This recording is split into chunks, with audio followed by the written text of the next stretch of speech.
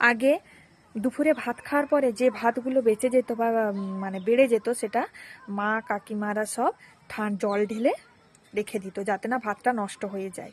পরের দিন সেটা পান্তা ভাতে পরিণত হতো আর সেটা মানুষ খেত। তাহলে এখন কি হচ্ছে,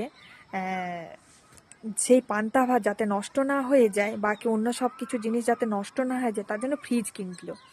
ফ্রিজ কেনার পরেও কিন্তু এই পান্তা ভাতটা মানুষ শখে আহ্লাদে খায়। দেখবেন কোনো রেস্টুরেন্টেও কড়া দাম দিয়ে, অনেক বেশি টাকা দিয়ে সে পান্তা ভাত কিনে খাচ্ছে, ফেসবুকে ছবি পোস্ট করছে পান্তা ভাতের, কত শখে। হ্যাঁ, তারপর দেখবেন আগে প্লেটের প্রচুর দাম ছিল, তাই মানুষ পদ্ম পাতা কলা পাতা এতেই ভাত খেত, খাবার খেত। কিন্তু এখন দেখবেন সেই কলা পাতা পদ্ম পাতা মানুষ শখে লাক্সারিভাবে আনন্দ মজা করে বাড়িতেও খায়, মানে বাড়িতেও মজা করে সবাই মিলে খায়, বা রেস্টুরেন্টে যেও দেখবেন সে কলা পাতায় খাবার খাচ্ছে কড়া দাম দিয়ে।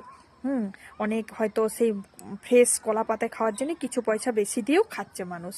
তারপর দেখবেন এই যে আমাদের আগেকারের ধুতি পাঞ্জাবি শাড়ি, মেয়েরা শাড়ি পরতো আর ছেলেরা ধুতি পাঞ্জাবি পরতো, ওটা সাধারণ পোশাক ছিল, বাড়িতে নর্মাল পোশাক ছিল। কিন্তু এখন দেখবেন তার সেই সুবিধা, তবে কি সে সুবিধার্থের জন্য প্যান্ট শার্ট বেরোলো। হ্যাঁ, মেয়েদের তো নানা রকম ড্রেস বেরোলো, কিন্তু দেখবেন এখন কোনো পূজা ওকেশন বিয়ে বাড়ি কোনো কিছু অনুষ্ঠানে, কোনো স্পেশাল মানে অনুষ্ঠানে ওই মেয়েরা শাড়ি আর ছেলেরা চুড়িদার পাঞ্জাবি পরে বা ধুতি পাঞ্জাবি পরে। তাহলে এর থেকে বোঝা গেল কি, মানে সেই আগে আগে যে শাড়ি ধুতি পাঞ্জাবি পরাটাই এখন মানুষ পছন্দ করছে আস্তে আস্তে।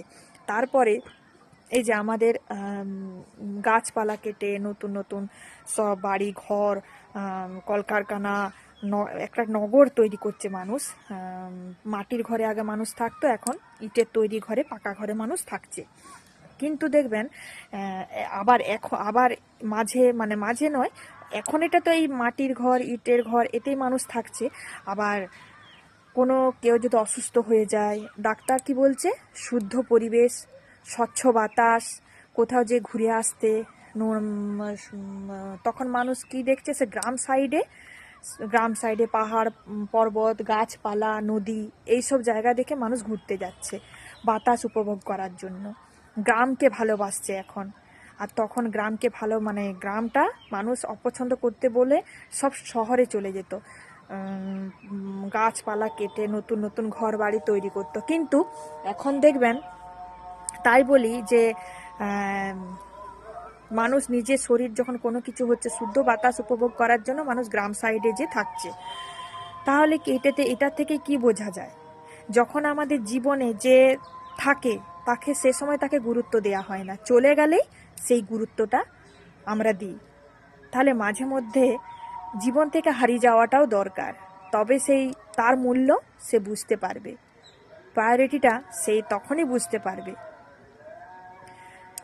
চলে যেয়ে তাকে বুঝিয়ে দেওয়া দরকার যে তার জীবনেও তাকে প্রয়োজন আছে।